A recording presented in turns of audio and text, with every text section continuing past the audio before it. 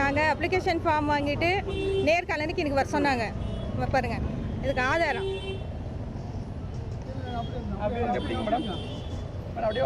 இல்லை, எதுக்கு வண்டி உடைக்கிறாங்க, எதுக்கு பண்ணுறாங்க பாருங்க. இது வந்து சொன்னாங்க. வர சொல்லிட்டு எங்களை அவமானப்படுத்திட்டு இப்போ கேட் எதுக்கு சாத்துறாங்கன்னு எங்களுக்கு தெரியல. போன வாட்டி வர சொன்னாங்க. கோகிலேந்திரா வந்து ஓடிட்டான். அப்புறம் என்ன கேட்குறாங்க, ஏன் ஓடுறாங்க அப்படின்னு. ஓடினவன் அவளை கேட்கணும். நான் ஸ்டில் அங்கே நின்று என் ஃபார்மை வாங்கியிருக்கணும். அவளை வாங்காமல் ஓடி போயிட்டாங்க. இன்றைக்கி நான் ஆதாரத்தோடு வந்திருக்கேன். 10 மணிக்கு 11 மணிக்கு என்னை வர சொன்னாங்க. வந்த உடனே எனக்கு கார் அடிக்கிறாங்க, கார் உடைச்சிட்டாங்க. எல்லோரும் அசிங்கமாக பேசுகிறாங்க. எதுக்கு இப்படி பண்ணுறாங்க எனக்கு தெரியல. நீங்க கட்சியில் அடிப்படை உறுப்பினரா இருக்கிறீங்களா? ஆமா, இங்க பாருங்க, உறுப்பினர் அட்டை என்னோடது. அம்மா போட்டு கொடுத்தது. இது என்னோட தாயார் எனக்கு சைன் போட்டு கொடுத்தது. அப்படியே இருக்குமா? ஒரே நிமிஷம். இல்ல, இதுக்கப்புறம் பொதுச் செயலாளர்னு எடப்பாடி பழனிசாமி அவர் சைன் பண்ணிலாம் கொடுத்துருந்தாரு. அதுக்கு நான் ஃபார்ம் எழுதி கொடுத்தேன். அது எனக்கு கொடுக்கவே இல்லை. அது கொடுக்கவே இல்லை எனக்கு. எங்க அம்மா, என் தாயார் வந்து 2 வாட்டி வாங்கினது நான் வச்சிருக்கேன். இது தலைமைக்கு ஏதாவது நீங்க தகவல் சொல்லணும்னு நினைக்கிறீங்களா? என்ன சொல்லணும்னு நினைக்கிறீங்க? ரெட்டில் ஜெயிக்கணும்னு நினைக்கிறோம். வேற என்ன நினைக்கிறோம்? என்ன தொகுதிக்கு விருப்பமான கொடுத்துருந்தீங்க? நாங்கள் ஆண்டிப்பட்டி தொகுதிக்கு கொடுத்துருந்தோம். அன்றைக்கெல்லாம் ஓகேன்னு சொல்லி அப்செட் பண்ணிக்கிட்டு வாங்கிட்டு இன்றைக்கி ஏன் எங்களுக்கு வந்து தெரிச்சு அடிக்கிறாங்க எனக்கு தெரியல. என் காரெல்லாம் உடைச்சிட்டாங்க, கேட்டு சாத்துறாங்க, போப்பான்றாங்க. எடப்பாடி சொல்லாமல் இவங்கெல்லாம் கட்சிக்காரங்களெல்லாம் அப்படி பண்ண மாட்டாங்க. இது பண்ணுறது ரொம்ப அநியாயம்.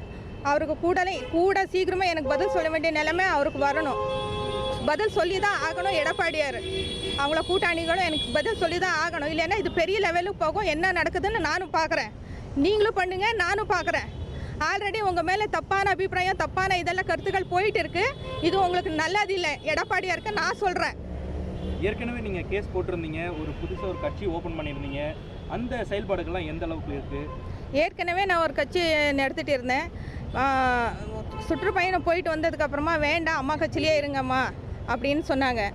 சரி வேண்டாம், எல்லாம் எங்கே போனாலும் அதே தான். ரெட்டையிலக்குள்ளே இருந்தால் தான் உங்களுக்கு நல்லா இது. அம்மா பதில் நீங்கள் அம்மா இருங்க, கட்சிக்கு வராமையே இவ்வளோ செய்கிறீங்க, கட்சிக்கு வந்ததுக்கப்புறம் நிறையா செய்வீங்கம்மா, நீங்கள் வாங்கன்னு சொல்லி நான் அதை கேன்சல் பண்ணிவிட்டு சரி ஓகே அவரே சிஎம்மாக இருக்கட்டும், நாங்கள் வந்து பேசிக் லெவலில் வாங்கி போகலாம், ஏதோ ஒரு கட்சிக்கு எம்எல்ஏ இருந்தால் கூட என்னோட மக்கள் சேவை நான் செய்யலான்னு சொல்லிவிட்டு நான் போயிருந்தேன். அன்றைக்கி ஃபார்ம் கொடுத்தாங்க, ஃபில்அப் பண்ணி கொடுத்தோம், வாங்கிட்டாங்க. இன்றைக்கி ஏன் எங்களை மறக்கணும்?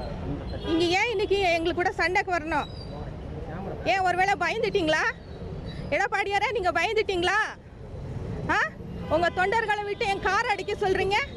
நான் வந்து சும்மா வரல, பணம் கட்டிட்டு தான் வந்திருக்கேன்.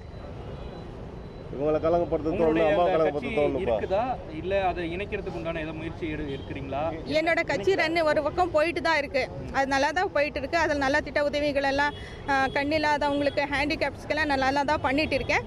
இருந்தாலும் எனக்கு வேண்டாம், எங்கள் அம்மா கட்சியில் போகலான்னு சொல்லி தான் நான் வாங்கினது. நீங்கள் கட்சி நடத்திட்டு இருக்கும்பொழுது இன்னொரு கட்சியில் எப்படி நீங்கள் அடிப்படை உறுப்பினராக இருக்கவே முடியும்? இல்லை, எனக்கு சமூக சேவை மாதிரி தான் நடத்திட்டு இருக்கேன். என்னோட கட்சி நான் ரெஜிஸ்டர் பண்ணலை இன்னும்.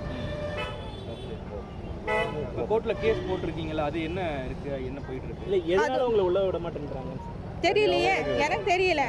அன்னைக்கு கொடுத்தாங்க இல்லைங்களாங்க, அன்னைக்கு கொடுத்தாங்க. இன்னைக்கு ஏன் உள்ள விடல எனக்கே தெரியல. கேட்டு சொல்லுங்க தலைவா. இல்ல நீங்க டிடி தான் கொடுத்திருக்கீங்க, ஆனா விருப்ப மனு கொடுக்கலன்னு சொல்றாங்க. விருப்ப மனு எல்லாம் கொடுத்தாச்சு. நான் ஜெராக்ஸ் பண்ணி வச்சிருக்கேன். இந்த மாதிரி திட்டுத்தனம் பண்ணுவாங்க எனக்கு தெரியும். நான் ஜெராக்ஸ் பண்ணி வச்சிருக்கேன். அப்ளிகேஷன் வாங்கினதும் நான் ஜெராக்ஸ் பண்ணி வச்சிருக்கேன். நான் ஃபில்அப் பண்ணி கொடுத்ததும் நான் ஜெராக்ஸ் பண்ணி வச்சிருக்கேன். பொய் சொல்லக்கூடாது. வந்த உடனே சார் என் காரை தட்டுறாங்க, உள்ள வண்டி விடக்கூடாது, கார் விட்டு இறங்கக்கூடாது, போங்கன்ட்டு என் காரை கல் எடுத்து அடிச்சாங்க. எது பண்ணணும்? என்ன எவிடன்ஸ் இருக்குன்னு சொல்றாங்க? இருக்கு, எல்லா மீடியாவுக்கும் காமிப்போம், எல்லாத்துக்கும் காமிப்போம். அது கூட சீக்கிரம் வரங்க. பொங்கல் முடிஞ்சா அந்த இடம் தேங்க்யூ ஸோ மச். வேற லெவல்ல இருக்கும். 1,25,00,000 மனங்களை வென்ற தந்தி டிவி யூடியூப் சேனல். தவிர்க்க முடியாத தம்ப்நெயில்ஸ், கலக்கலான கான்டென்ட்ஸ். நீங்களும் இந்த குடும்பத்தில் இணைய இப்பவே சப்ஸ்கிரைப் பண்ணுங்க. அசுரபலம் கொண்ட எங்கள் டிஜிட்டல் கரங்களில் உங்கள் விளம்பரங்களை சேர்க்க வாட்ஸ்அப் பண்ணுங்க. 8939888378. Email advtthanditv@dttv.in.